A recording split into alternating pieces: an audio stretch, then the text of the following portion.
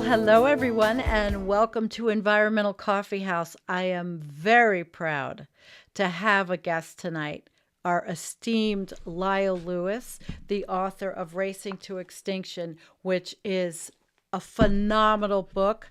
I personally would put it up there with William Catton's Overshoot. It is a must read.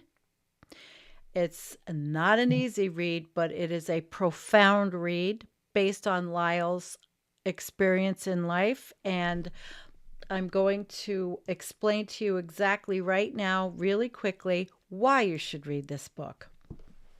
Quote, writers who address the abuse we have inflicted on the planet tend to close on a hopeful note that a few tweaks and some minor lifestyle changes and all will be well. I can't, in good conscience, make those same assurances. This book provides the rationale for resignation and acceptance. We are a species poised soon to disappear. Humanity is quite literally racing to extinction. Welcome, Lyle. Thank you, Sandy. Thanks for having me. I'm thrilled. I am absolutely thrilled. And I know that you are new to the interview genre, and trust me, you won't be. Once we get through and once people read this book. So let's start. Let's hear who you are and your background a little bit. And there's a couple of things that I know you do in your personal life, which is the Western Bat Working Group and the Southwestern Carnivore Committee. But bats are fascinating, so maybe you could talk a little bit about that.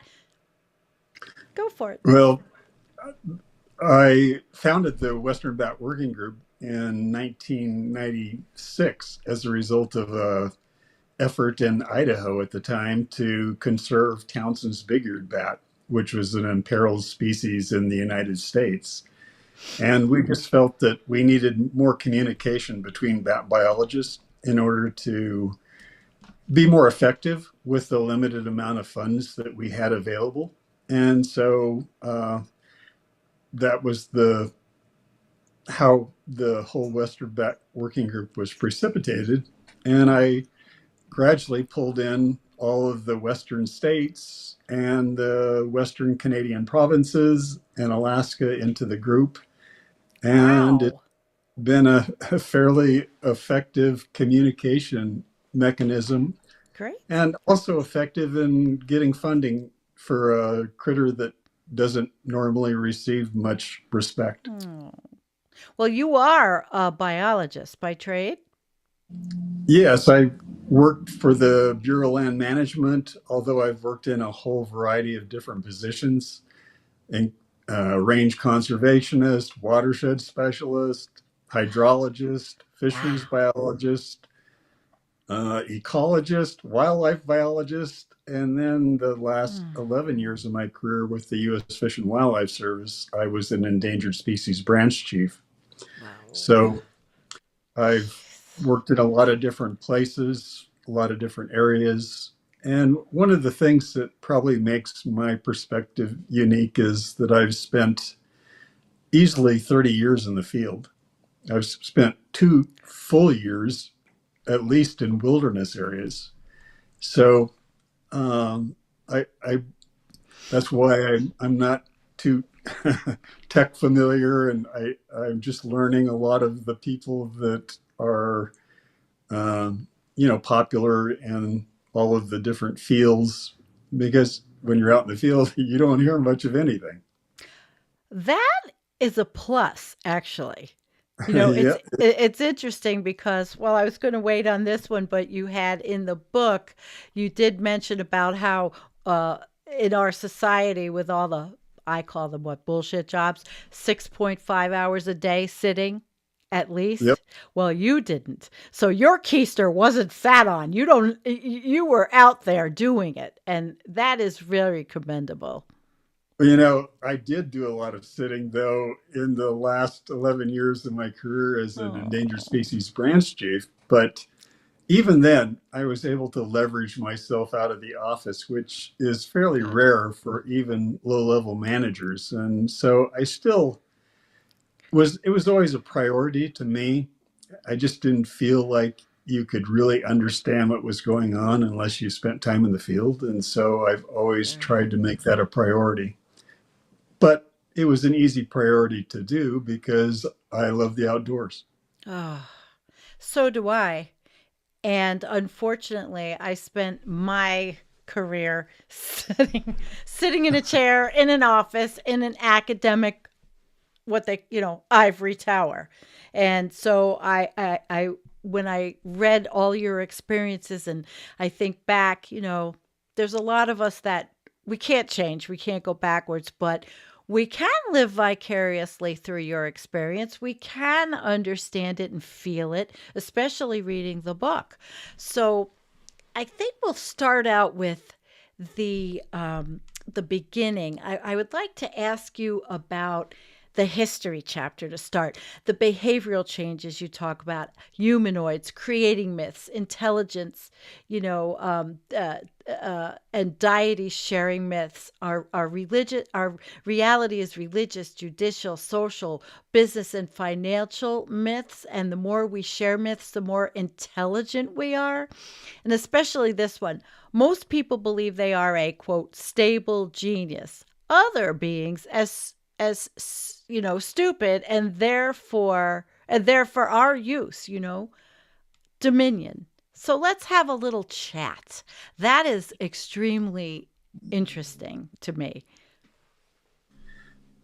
Yeah, and I found actually researching and writing chapter one, the history chapter, was incredibly interesting for me because Good. much of what's in that chapter I didn't really know, but I was able to superimpose my ecology background on top of the research that I had discovered, and that's why um, the insights are quite a bit different, probably, than most people in terms of paleontology and anthropology.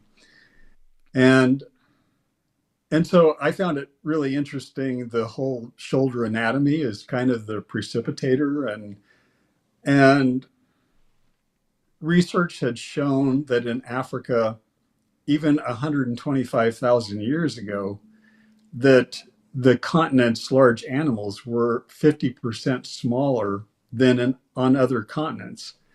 And today we think because of elephants and rhinos and hippos, Africa actually has some of the largest uh, mammals on the planet. And yet, even by 125,000 years ago, the megafauna had already decreased in size significantly. And that was probably not something that happened overnight. And I kept trying to backtrack and figure out, what would precipitate extinctions over such a long period of time, and came up with the one unique feature that humans have over almost all other animals, and that is our ability to throw. Yes, that's what you wrote.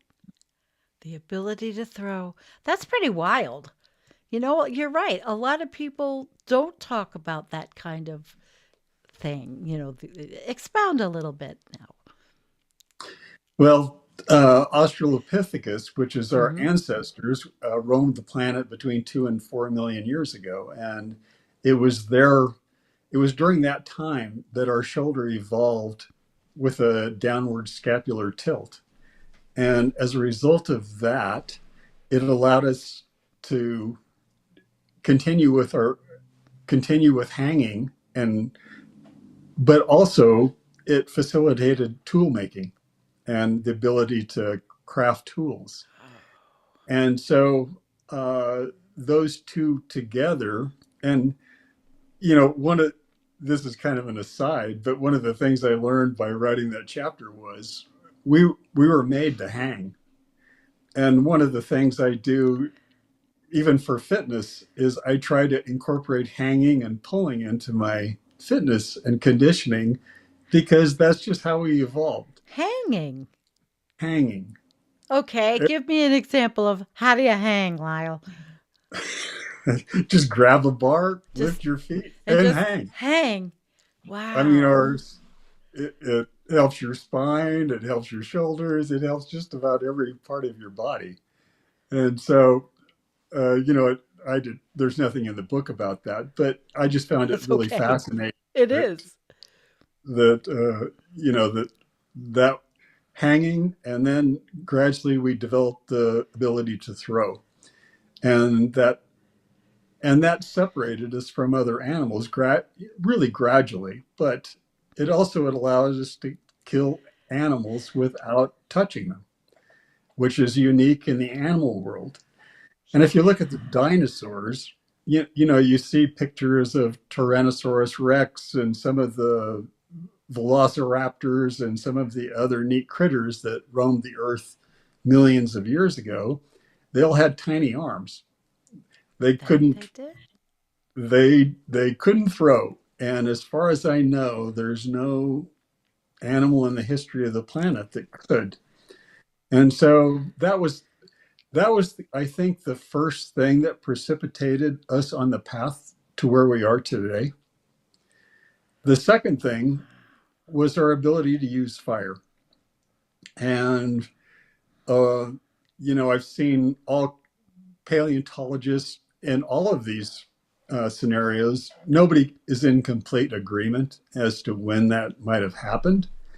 And almost certainly there were groups that developed and learned how to use fire much quicker than other groups, maybe by tens or even hundreds of thousands of years. It, they were a That's little short on internet back in those days, so they couldn't a flip an email to their. little bit. And so, uh, yeah, and there was probably some groups that maybe never learned how to use fire, but there were some that probably learned how to use it as much as 800,000, maybe a million years ago.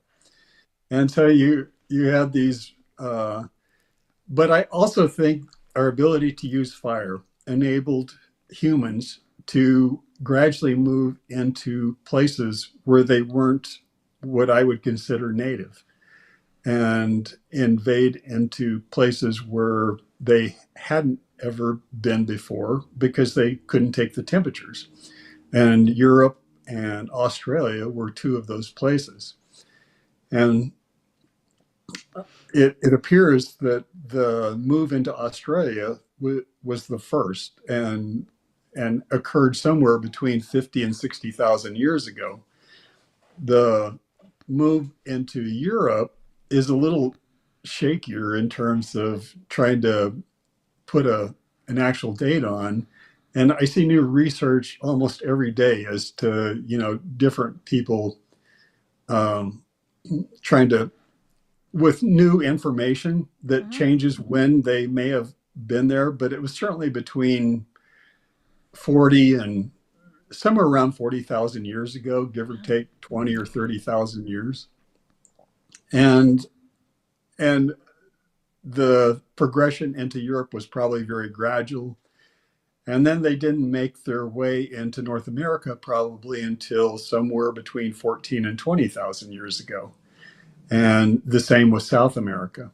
And so what happened was the animals in Africa evolved with humans. And actually, it was Afro-Asia, because the southern part of Asia also has evidence of humans well over 2 million years ago. So there was an area that uh, that had humans, and it wasn't until I believe that they learned how to use fire that they were able to venture into more temperate and cooler climates. And as a result, because the animals in the areas that they moved into had never seen or been around a human before, they literally had no defense mechanism to deal with them. And it was very, in many cases, it was very easy for humans to kill them. And so I think New Zealand provides a really fairly good example of, you know, animals that didn't evolve with humans, and then all of a sudden you insert humans into the landscape, and And New Zealand lost giant moas, which was a huge bird, several species of giant birds. We lost a Haas eagle, which is the largest eagle that ever existed on the planet. But the same thing also happened in Australia. It happened in America. I think there were some animals that were much more susceptible to immediately being vulnerable to humans, and then others that were probably more timid and shy, that gradually, it may have taken tens of thousands of years for humans to figure out their vulnerabilities before they drove them to extinction.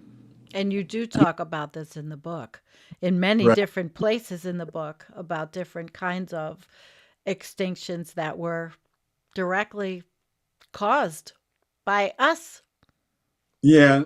And a lot of people try to uh, use just one way of that humans caused extinctions, but our mere presence in many cases was enough to cause extinction without ever killing any animals.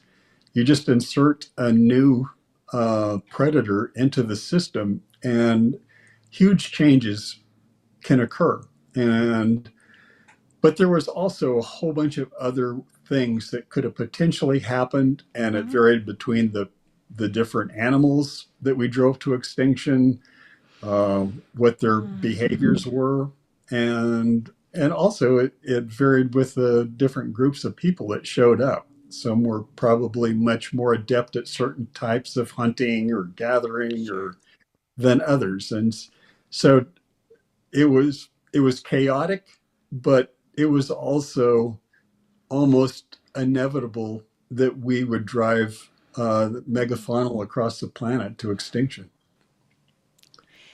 I found the discussion of the carrier pigeon quite interesting. Would you care to?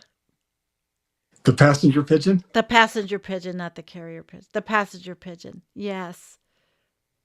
The passenger pigeon was the probably the most numerous bird on the planet.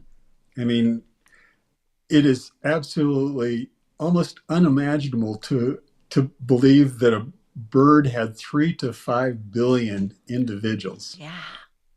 I mean, it's simply incredible. And you hear some of the stories about birds, um, flocks of birds a mile wide passing overhead for days. It was fascinating. Fascinating and humbling too. But uh, Native Americans probably utilized them for food, especially around nesting areas, because they would just absolutely pack into nesting areas, and you'd get as many as 150 nests in a single tree. And they were like some species of bats. They were really gregarious. That's they just functioned well in really large groups, and that's how they operated, whether they were nesting or whether they were uh, migrating to northern latitudes in the summer or back south in the winter. And as a result, they really shaped the ecosystem in the eastern part of the U.S. and in eastern part of Canada.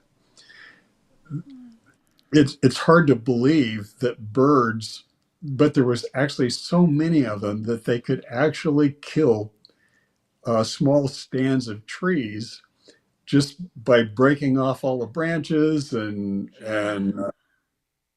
and almost they were almost like a whirlwind tornado, and what they were so packed together. And but killing those small patches of trees allowed for a diversity of habitats in the eastern part of the United States over the last 10,000 years, and provided uh, open areas for species that require open areas and sunshine and warmth. But it also provides, they still have the forests, surrounding forests for the forest dwelling species. And so that diversity of habitats that the passenger pigeons created was a real biodiversity boost for eastern North America. And and so when um, they found that pigeons were so easy to kill, beginning in the around 1800, they began shooting them commercially, Yeah. and they shot and shot and shot. And what I learned from researching the book was that in the early 1800s, many of the slaves in the East, that was all they could afford to eat was meat, passenger pigeon Right. meat that were sold in markets and whatever the case may be at the time. And so that went on for uh, until the Civil War, and they were, and then once the Civil War was over, it became even worse. In spite of by the end of the Civil War or shortly thereafter, they'd already lost 97% of the passenger pigeons that Oh, existed in North America. that was hard to read. Yeah, it was very hard to read. It was hard to research. I even though I knew I'd heard stories of passenger pigeon extinction, it wasn't until I researched the book that I fully appreciated just what a profound effect they had on ecosystems in the eastern part of the continent. And so, uh, but they, as a result of the railroad and the telegraph lines, they were able to more effectively kill passenger pigeons. And the last 3% of the population was uh, Oh my gosh. lost between about 1873 and 1904. But it wasn't just the killing, there was also the clearing the forests, Habitat loss. habitat Yeah. loss. They, like all other animals, without habitat, they have no place to go. And clearing land for farming in the east uh, resulted in them using the grains and crops that the farmers had planted, which and they in turn shot the pigeons to prevent them from eating their crops, and and that also facilitated the uh, the downward spiral of the population. Right. And by 1904 was the last documented passenger pigeon that was killed by uh, a boy. Wow. And then the last passenger pigeon died in the Cincinnati Zoo in 1914. Do you think humanity has learned a lesson? No, in fact, there was No. laws enacted in the United States specifically to deal with to prevent something similar from happening again. One was the Migratory Bird Treaty Act, Mhm. and to a lesser extent, the Endangered Species Act. But during the Trump administration, they tried to uh, completely undermine the Migratory Bird Treaty Act. Yeah. And for the most part, it's an ineffective act anyway. I mean, it's not really enforced. People still kill birds, and there's no. What was I, the meat of that act? to protect birds and nests, uh, so they weren't, and eggs, so they aren't harmed while they're nesting, Like or they're not eagles. like, yeah, like eagles. Hmm. Uh, in effect, it was the protection eagles first, the only protection that was provided for eagles when they first started putting up wind turbines back in the, I can't remember when California first Late put in. 90s, I think. It may Was have it been even before earlier? that, Yeah, maybe. Maybe. Mm. but they never really, even though eagles were being killed by the wind turbines, they really there was never any enforcement of the Migratory Bird Treaty Act. A lot of time there was instances where birds would fly into toxic pits from oil and gas wells or mining, where the companies would be fined for and have to pay reparations for bird deaths. But usually it was fairly minimal, Yeah. and of course Slap. you get the, yep, you get lawyers involved, and it's a Oh, long yeah. process. Why aren't And they extinct? I think lawyers should go extinct. Oh my God. Oh, Lyle, but that's tough. Of course, we didn't learn, but the pigeon story was it was fascinating because it's something I haven't thought about probably since school. A long time. Um, let's go over to you were discussing in the book human brain size, and that was also very compelling and interesting. Let's go a little bit into your thinking behind that part of the book and where it fits. well, I've always wondered how intelligent is an organism that completely ignores the planet that provides our existence. I mean, even in the last week, you could see it with. I probably saw more media attention associated with the moon in 24 hours than I did with any media attention associated with Earth in the last 2 months. Wow, that's Just the just the fact that it was a glitz. It's almost like a shiny bauble that we landed on the moon, and everybody's excited, and it's all new technology, and yet nobody gets excited about what's happening to the planet. And so it just made me wonder, are we really all that smart? And oh, I can answer that, but that would just be rude. Okay. and and so I started looking more closely at all of the different reasons that we believe that we're the most intelligent organism on the planet. uh, And yeah. and one of the big ones, and this was kind of one of the things that I thought uh, probably precipitated our our trajectory on the path that we are today, is our ability to believe in things that don't exist. I don't think we Yes. always had that ability. I think it was something that evolved, and it may have been a result of a genetic mutation, but probably sometime between 30 and 70 or 80,000 years ago, Uh-huh. we developed the ability to imagine things that didn't exist. But the first physical evidence of that was a cave in Germany where they found I think it was a head of a lion and the body of some kind of a figure that an ancient hominid had made. That I think it was a Neanderthal that had the head of a lion and the body of a human. Wow.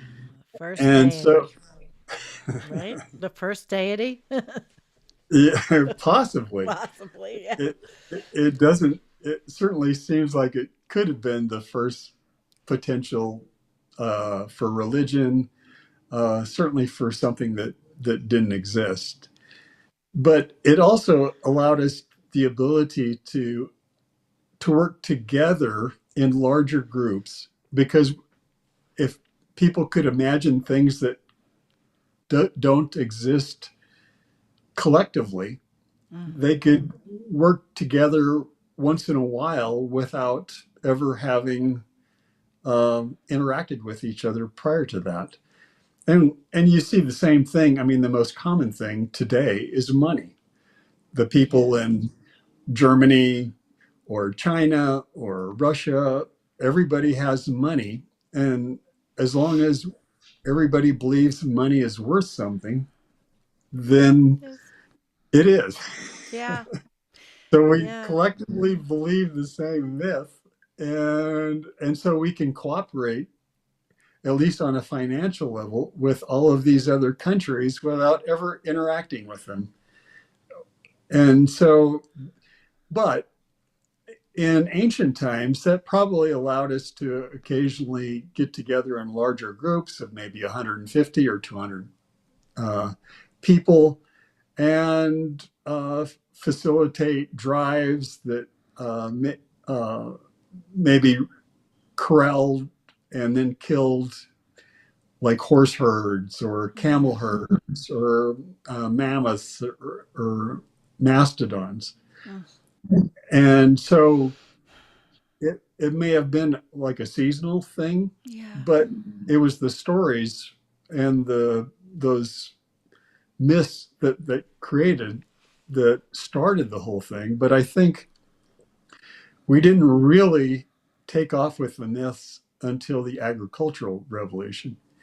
And that's when uh, I think religions, the kind of the precursors to modern day religions, first took off, and all of a sudden, gods and humans became everything revolved around gods and humans, and so for the last 10,000 years, we've brainwashed ourselves into believing we're special and that Yes. Like you we're said, different. stable genius. You said it. You put it in there. I wondered, where you got what made you use that reference.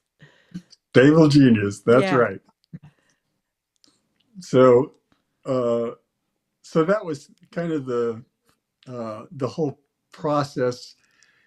But there's other reasons that I think that we believe we're special. One is that we can kill everything else, and a lot of people believe we're special and superior and all that kind of stuff Yep. because we Dominion dominion over over all. the yes. And we are not just 6,000 years old, are we? No, Nope. and and I kind of refuted that argument with just the fact that uh, Right. the people with the most dominion are serial killers and people like Adolf Hitler and Joseph Stalin and Ooh, Genghis Khan. And just because we can kill a bunch of other people doesn't make us smart. not at all. Not at all. And you were discussing the size of the brain. The size of the brain, yes. Yeah. And what is the significance and what do you think is happening with the human brain? Well, that was kind of the one of the big surprises in researching that chapter was just finding out that the human brain has been shrinking for Yeah. uh, evidently quite a while, and we're now at about 15% of the capacity of our the brain uh, that we had when we were first evolved as Homo sapiens, and that that was a real surprise. But one of the things that I always have thought was a lot of our brain is dedicated to physical movement. And when I started thinking about, okay, what's the difference between animals with a brain and animals without a brain? And it's the ability to move. And even though we like to have all these complex theories about why our brain is shrinking and what our brain is for, the movement, and especially complex movement, Mhm. certainly facilitates the need for more brain.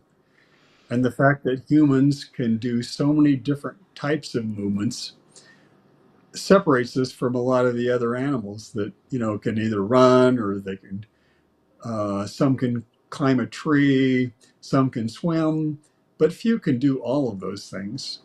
And so I think that partially inspired our brain to get larger and larger. Evidently, the ability to cook foods also um, allowed us to digest foods easier and provide more calories. That may have also that those two factors may have together stimulated ever larger brains. Mm. But then we reached a point where like in the beginning of the agricultural revolution, we stopped moving and we started simplifying our movements.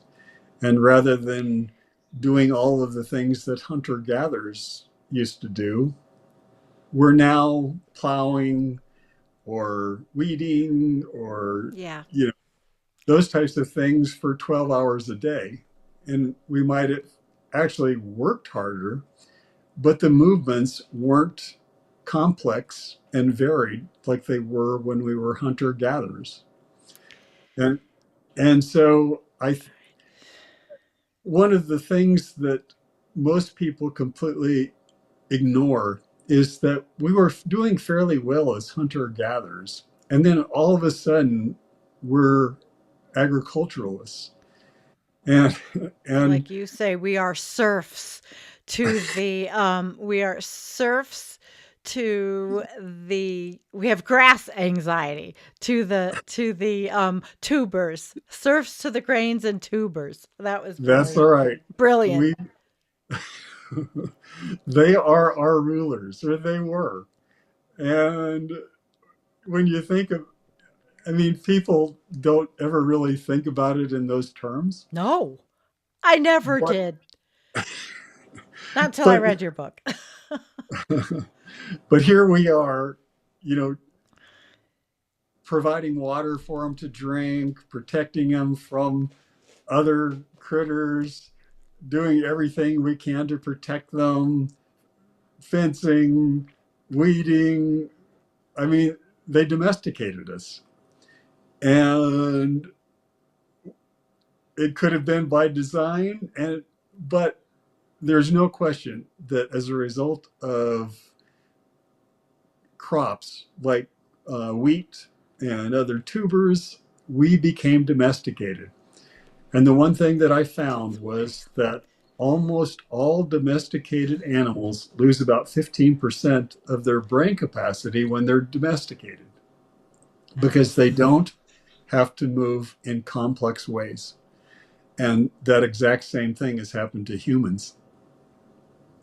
And what you said was human fragile egos reject the notion of being outwitted by a grass anxiety and anguish, forever chasing after greener pastures. So, as a result of agriculture and our big brains accepting these things and movement, I mean, the brain is an amazing thing. We have the autonomous system that we don't even think about any of the things that we do, just like animals, but the animals don't think about punching and throwing, Nope. no. But it's just very interesting to read what you had written about the grass anxiety. And that's because of having to be ruled by it, right? Yeah, right. And we would never accept that we were outwitted by a grass. And Yeah, yet, that's wild. I yep, mean, you brought my mind into places I had never gone. And, and then just the grass anxiety, farming anxiety, and now of course translated into today's times where everybody's worried about having enough of that because of the climate crisis. Wow. yeah, Wow. So, let's talk about this one. If there is a lot, take it. Take a lot. If there isn't a lot, take it all.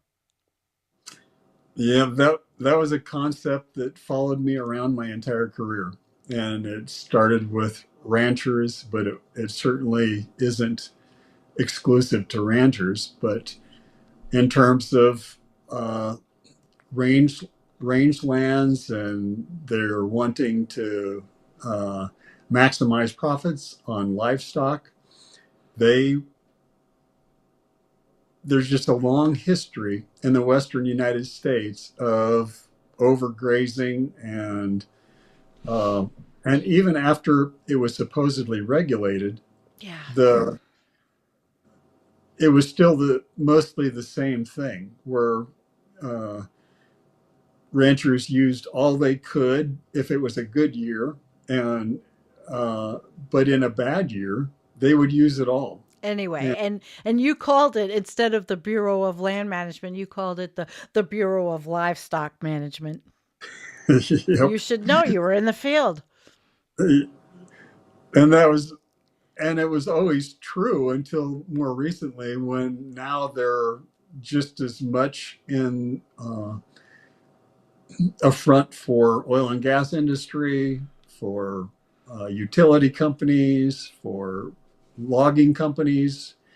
Uh, the BLM had all of the environmental agencies in the United States have been politicized, and they aren't run based on the best science and never have been. Wow. The BLM was the BLM was politicized before it was even an agency. I mean, if I got an example in Wyoming of what occurred in the late 1800s with livestock grazing, and before the BLM, I think it was the General Land Office. Hmm. But any time that uh, natural resources are affected by someone's ability to make a profit, the American way is to insert themselves somehow politically in order to figure out a way to maximize profits at the expense of the environment. And there's no one in the United States that has more practice at that than livestock grazers, because they started in the late 1800s. And and they're a very powerful lobbying group, and always have been.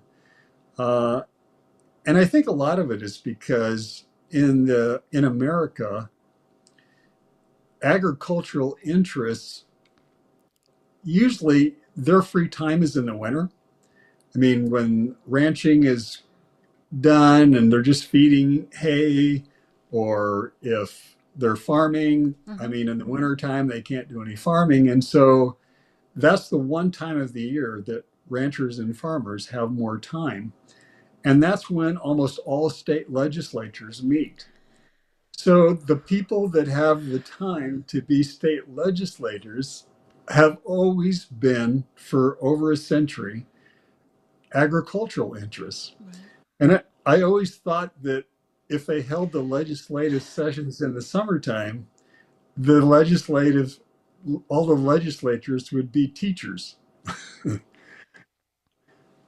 And so, but because there's such a long history of domination of legislatures by agricultural interests, they still hold a huge amount of political sway.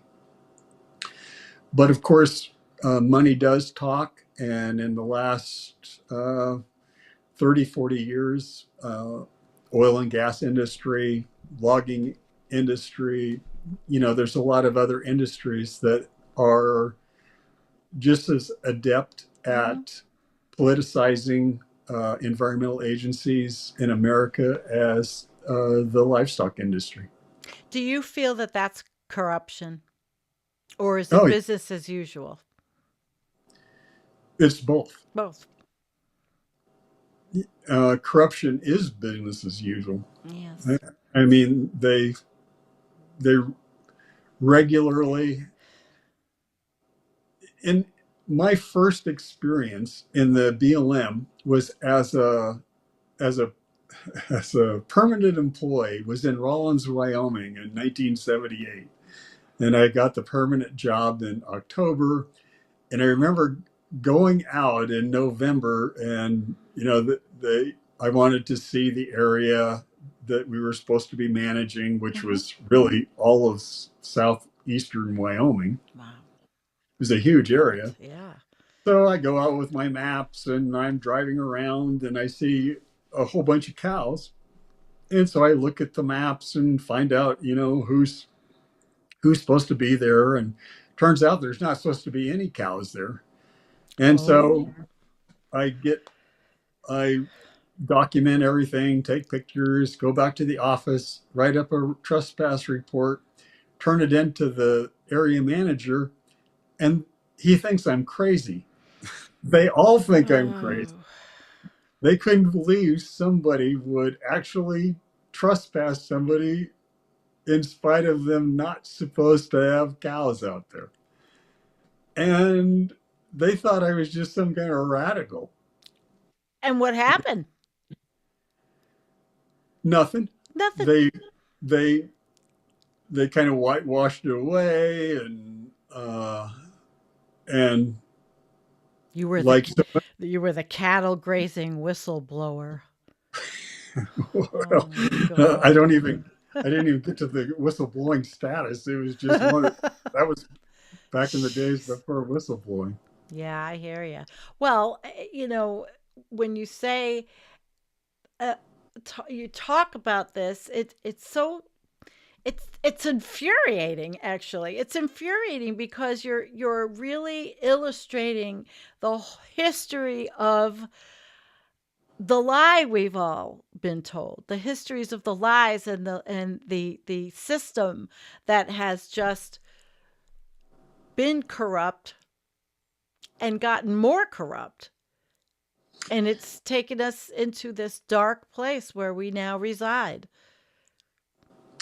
And I think that's what makes my perspective and my book unique, in that I know of no other people that worked in the government as an environmental advocate. At least, I did it as much as I could Hmm. within the constraints of not being fired, Yeah.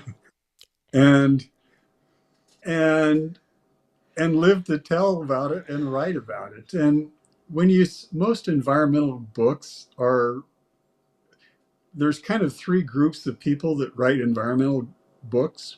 One is the experts, and usually those are the academics that are doing science, and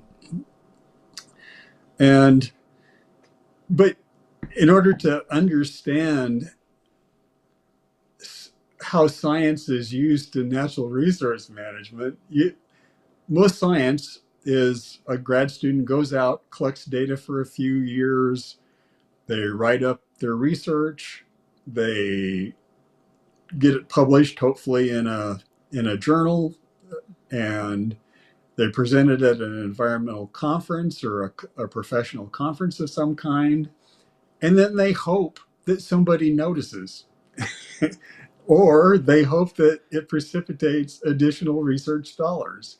But it doesn't affect management in any way unless somebody in the agency thinks it is worthwhile enough, or that they can somehow use it to convince managers to change course even minutely. And what would And, be an example? oh, the examples are happening all the time. I mean, there's research going on all the time, and it always kind of flabbergasts me when people say, "Oh, we need to manage based on the best science," but we never. Scientists have nothing to do with management. Is the governments of the different countries that dictate what happens on the ground. Science has nothing to do with it.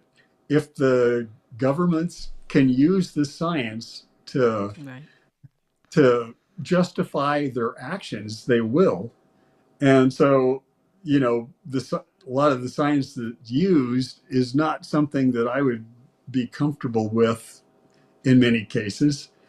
And a lot of the really good science that I think is worthwhile is rejected because it would affect profits. Yeah, bottom line. But you're an ethical person. And would you say that with our ever shrinking brains, so is ethics if we ever had them? I think we evolved as kind of a sociopathic creature. Oh. If you remember the leopard section and the history part, and we evolved to steal, we evolved to drive other animals off of Yeah. their kills. it was an evolutionary advantage to be somewhat sociopathic. And we've carried that sociopathic tendencies into our current day world. And it, we've just kind of divorced ourselves away from humility. And you see it all the time, whether it's in politics or CEOs, where arrogance and narcissism it reigns supreme. And the more people on the planet, the more and more that seems to be happening. I would have to agree. I see it. And, I like to think of myself sometimes as a social scientist, and that was what I studied in behavior. And absolutely, even in my lifetime, the deterioration just in relationships alone. And I mean, I'm not saying we were always perfect. We weren't in my lifetime, but humanity is just that's why I see your book as saying, racing to extinction. We're doing it to ourselves. What actually, let's piggyback a little bit. What precipitated you writing the book? I mean, where did it come from and why?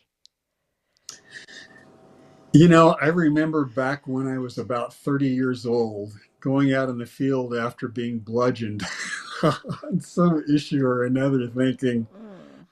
I really should write a book about this because nobody will believe what's happening.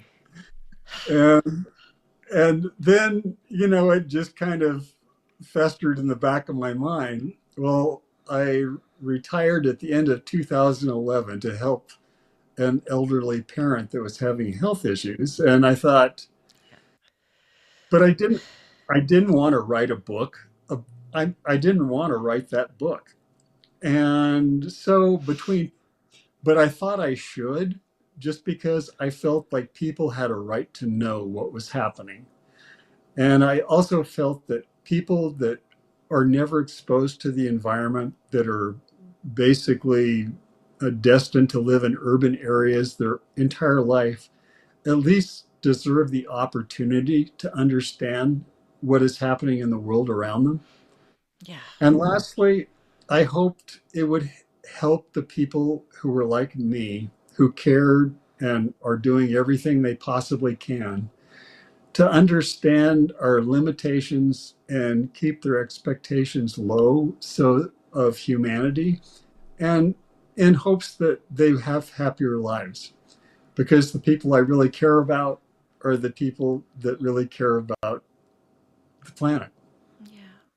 And there's not enough So by between far. 2000 between 2013 and 2019, I wrote Hmm. 3 partial chapters. And I just kept kicking the can down the road, hoping that somebody else would write the book because I didn't want to. I, I didn't want to sit in front of a computer long enough to write a book.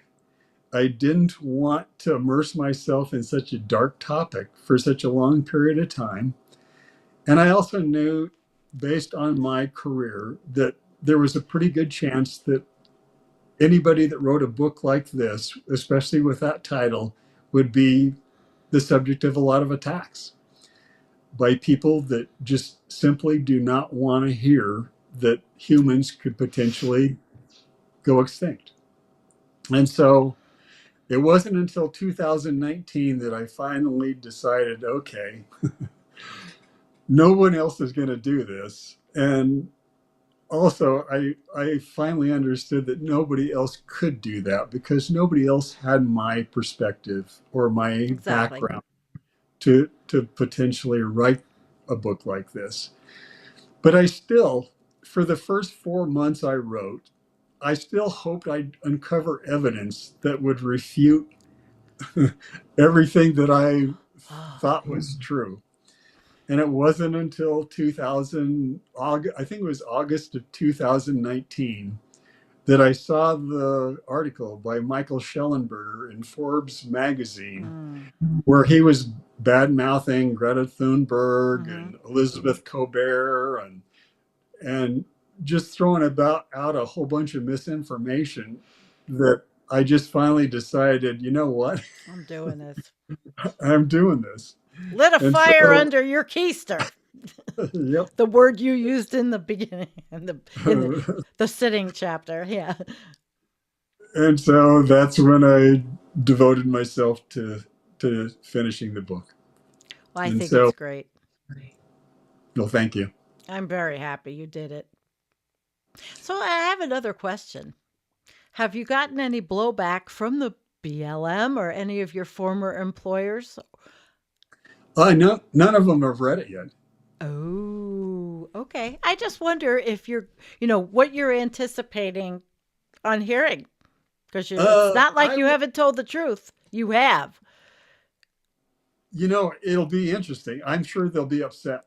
There'll be a lot of people that are upset, but I didn't use people's names Nope, you did except not. for except for a couple of people that I really didn't interact with directly. But but it doesn't put the agencies in a good light, and nor should it. Nor should anything that's happening right now put agencies in a good light, because what they're none of them, all of them are just fronts for industry, and and they dupe. I mean, I've sat in meeting after meeting where managers just spun the truth, and I had to sit and take it. Oh my God. And Wow. it's yeah, I say wow a lot because it is wow reaction. I don't know. How did you keep your health? How did you not get sick sometimes from this? it was hard. I mean, it was Yeah. really hard. Uh, I I had to learn to redefine success, because you could never be successful. I mean, as success was accepting that you could slow the rate of deterioration down even a little bit. Even a little. And and it just made me realize that with you know stepping away from the agency and the battles I fought for individual species and seeing the bigger picture, it just made me realize ecologically, on a finite planet, when we're adding 80 million people to the planet every year, it's just virtually impossible for the mass extinction to not accelerate, for climate change Yep. not to accelerate, for chemical toxins in the environment not to accelerate, for infectious disease not to accelerate, for the lack of water not to accelerate. It's just absolutely impossible. It just can't happen. And And yet everything you wrote is in your face. it is. And yet we have this remarkable capacity to ignore the obvious. Yes. And you wrote that. And you have a chapter titled Success where you talk about the population and the zero population. Not going to happen. Not going to No, go down. no. And and that's where this it's another area where people think that we're above all the other organisms, and yet we have no more control over the evolutionary pressures to survive, reproduce, and grow than any other animal.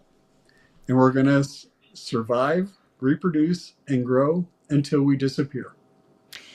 You don't see, I often read where a lot of people that study overpopulation or look at trends, countries and all, and they say, "Oh, we are going to top out at 10 billion people on the planet, and then it's going to level off, and we could see the trend go a little bit differently." Your thoughts?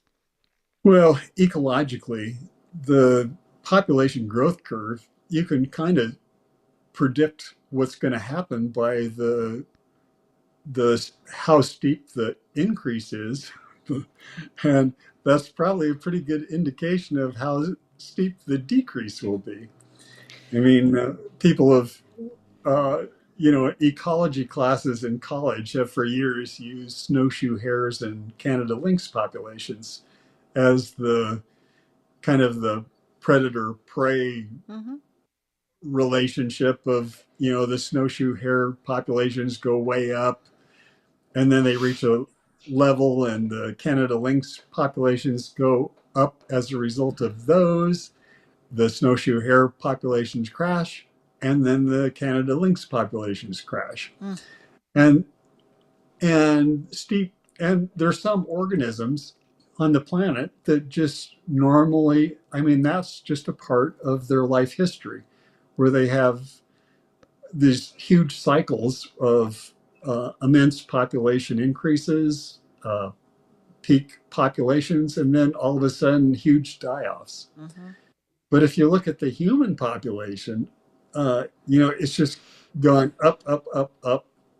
We've, unlike lynx, who were the environmental sideboard was snowshoe hares, we've pushed back against our environmental sideboards, our natural ones. And we've, as a result of technology, Yes. we've kind of reconfigured things and made things easier. We don't have child mortality and infant mortality anymore. And so we've done all these things that have allowed us to keep increasing, increasing, increasing, increasing. But it's a finite planet. I don't care Yeah. how you try to to mesh everything together on a finite planet. There's two ways a species can go extinct. The first is we use up available natural resources, and that is kind of what Ehrlich and some of the other ones early in 50, 60 Yeah. years ago, they foresaw that happening. But it's only been lately that we also understand that the other way we can go extinct is just by drowning in our waste and toxins, and that's literally what we're doing. I mean, We're carbon. destroying ourselves. We are Well, destroying and ourselves. the world around us. Yes. Yes. It's a breath. You have to take a breath. I want to ask you another question. And this is near and dear to me. About it was in the last chapter, and then you were mentioning pets, and you talked about the United States, and I rescue cats, and I know the destruction outside of cats. I know how irresponsible people are. I was before I was even an activist in some other things. I was an activist against puppy mills and involved in all that. Tell me how and why you included this, the significance of pets and the cats. I think I know, but I want you to tell everybody. Well, every there's a lot of people in the United States and across the planet that are very attached to their pets, Mhm. and rightly so. I mean, they really are neat to have. I mean, I love And a pets comfort. Yeah. and the comfort, but they require uh, they require resources, environmental resources to persist. And on a finite planet, when you the life of one organism means something else has to go, and and that's true across the board. I mean, if it's a bacteria or a amoeba or a Yeah. protozoa, if if that individual isn't there, something else could be there. And whether it's a cat or a dog or a human or a horse or a cow, they are precluding something else from being there. And almost invariably, that is the native Right. uh, plants and animals. And so, but people don't want to hear that. I mean, either about people or their pets. They want to think that they are pure, their pet is pure, they don't have any effect on wild animals. And yet, it's just simply not the case. No. Every organism exists at the expense of others. And and so I I wanted the fact that we have so many pets means that we're using up resources and we're contributing to waste. They contribute just like we do. I mean, I know. eh, I have 7 of them to contribute who contribute waste. but it's sad to me that even the very simplest things that we could do to increase biodiversity, we're unwilling to do. I mean, even with all of the urban areas that we have on the planet, doing two things: eliminating all use of pesticides in urban areas and keeping cats indoors Mhm. would increase the biodiversity across the planet incredibly. And Incredibly. yet we Wow. are completely unwilling to even do that. People are completely unwilling just to be responsible with their animals and get them spayed and neutered, no matter Right. what. I mean, I live in a rural area. That's why I have these rescues. They end up coming onto my property up to my deck, or they're starving to death. Some people cast them out. They drop them in the middle of state parks. They People are hideously horrible. The cat problem is directly from human beings, but human beings are abusive and horrible overall. Yeah. Yeah. I mean, there's some wonderful pet owners. I mean, Well, I, I'm a wonderful pet owner, but I'm rescuing others' casts off or people that were neglectful. This is a topic that just hits me to the core. And when I read it, of course, I had to talk to you about it. I agree with you. yeah. I mean, there's some people that are just absolutely awful, and then when they and as you know, when they don't want their animal anymore, they throw it out and Leave it behind. leave it And behind. it's Or it's it's a it's a horror show at all the Humane Society, the SPCA. There's just not enough resources, and now there's all of the organizations asking for money for the animal victims of wars. yeah. It just breaks my heart. I can't even handle it, but I'm handling it. I read your book. I'm handling it. Oh, well, good. Yeah. And I really do hope that over time, anybody who reads my book appreciates, who we are for who we are, and eh, because I always expected more of us. And I think the You had people a that are little most, hopium. I had a little hopium. And I think most people that get really angry and frustrated just have unrealistic expectations of humans. And accepting us for who we are is one of the most difficult things I think anybody can do. But it also is a mechanism to increase your own personal happiness. Mhm. I think that's a good perspective, and I'm wrestling with it as we're talking. It's not Well, it's, easy. I get no, angry at these injustices, and but angry. Maybe it's not even angry. It's frustrated, overwhelmed. There is no change. There is nothing. It is acceptance, like Michael Dowd said. Postum no gloom, because we're already there. we are. We are in collapse, and people don't know enough about the world around them to understand that, that we're way into collapse. I mean, this isn't something that just began. I mean, I find people on Twitter all the time that just can't believe that ecosystems are collapsing almost anywhere, let alone the entire planet. But that's actually the case, right? And they have been for. I mean, it started with the loss of megafauna. This isn't something that just happened overnight. People have have no appreciation for the huge changes that resulted to the landscape as a result of the loss of megafauna. But I think the planet is still trying to recover just from that. And then with the industrialization and agriculture, I mean, the planet is just in this completely chaotic state of remodification all the time to try to, uh, and She can't it's, keep up. what's that? She can't keep up. No, she can't keep up.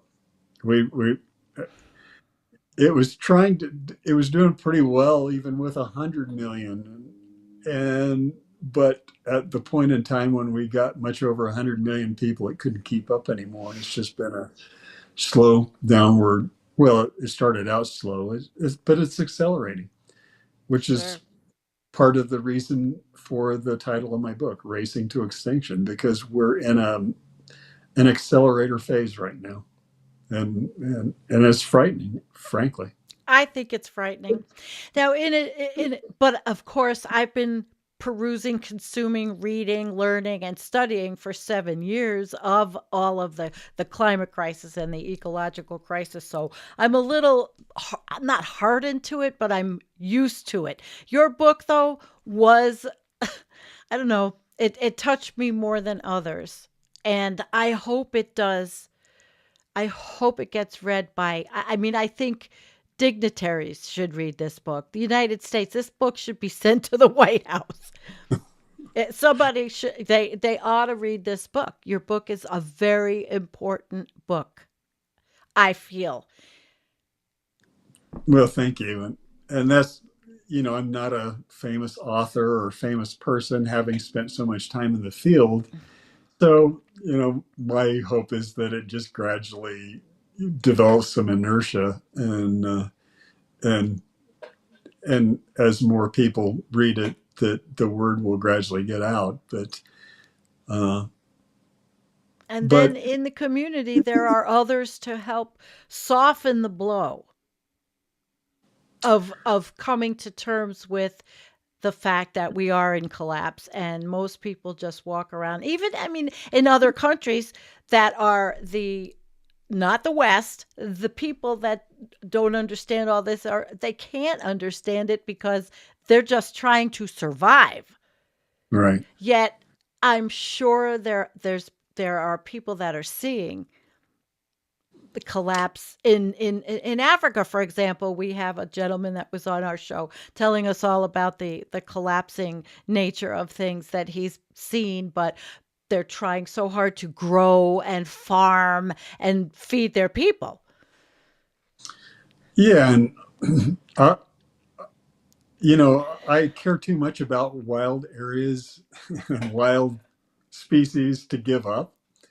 And that's one of the most disingenuous things I see thrown about the internet all the time, is that doomers are a big problem, and because they No.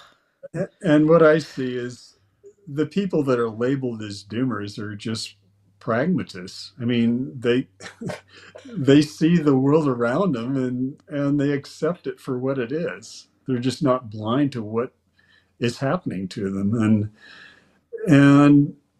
and most of them are doing everything they can just to reduce the suffering that is inevitable. And I mean, I don't even think, even the ones that know collapse is imminent, I mean, none of us can imagine the overwhelming suffering that lies in store for us. And anything we can do to try to minimize that is a good thing. And as small as a thing as it is, even if it is adopting a cat, even if it is, living a simpler life, which using less. And I can't say that I have done that, because here I am sitting in a studio with lighting on a computer with you, communicating. However, it's what we have. What do we have left? We have each other, we have communication. Your book is something that, it's a book, I do not see you looking for profit. I see you basically from the heart, wanting to tell people what the reality is and helping them.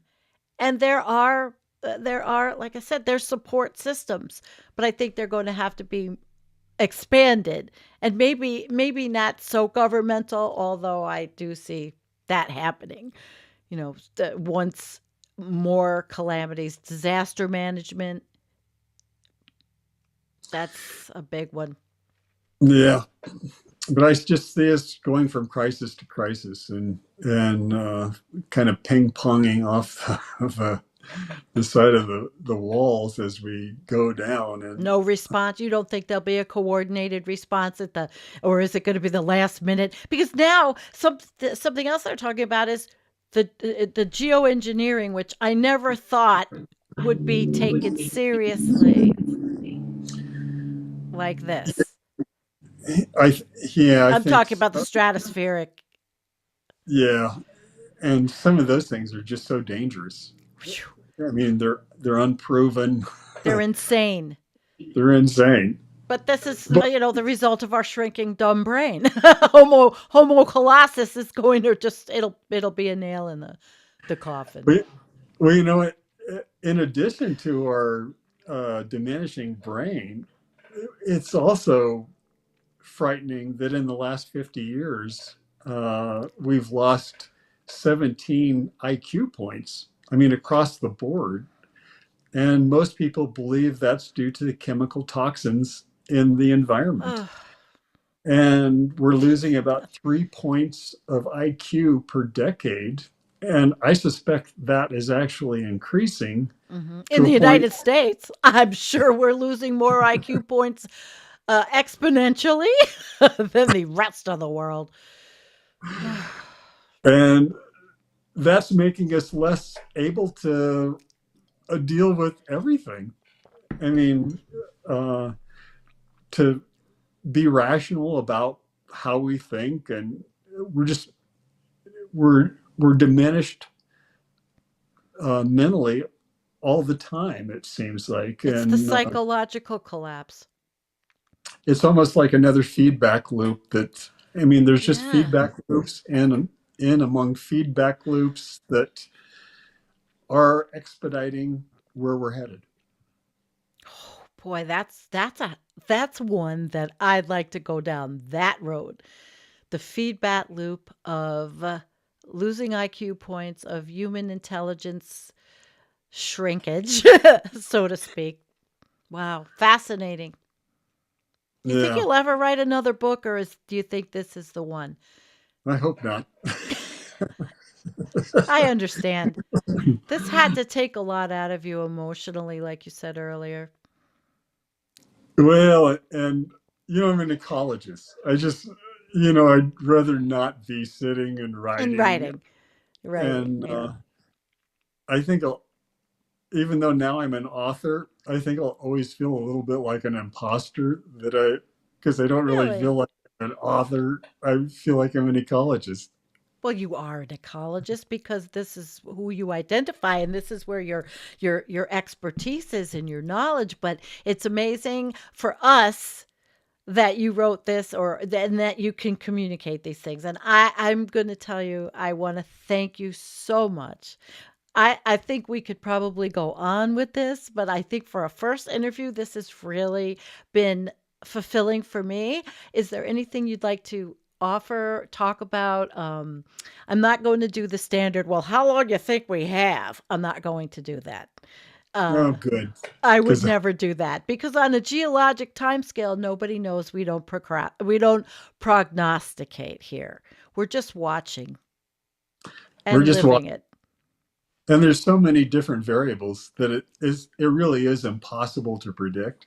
I mean, I go through 11 different threats to the biosphere Yes. in my book, but those that wasn't a complete list. I mean, and there's some that I don't completely understand completely. There's some, things like nanoplastics and microplastics and uh, some of the technologies that could be just as big a threat as anything else that we've Hmm. got that I don't really get into, that other people know much more about than I do. But that doesn't negate the fact that they aren't serious and significant threats that go beyond what I list in my book. So, how would you tell people to live their life? Just like you're saying, in Yeah, acceptance.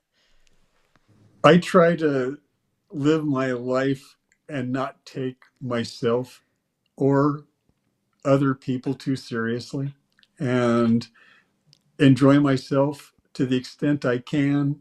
I try to laugh as much as I can, and I like that one. I try to do what I can for critters. And that was another motivation for writing the book, is if I could help people that help critters, Oh.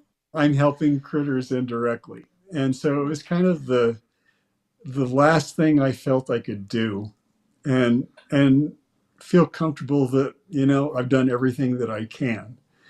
But enjoy your life, because it really is just a cryptic gift from the universe. And we're here and we're gone, and uh, enjoy it. I think that's a beautiful way to end.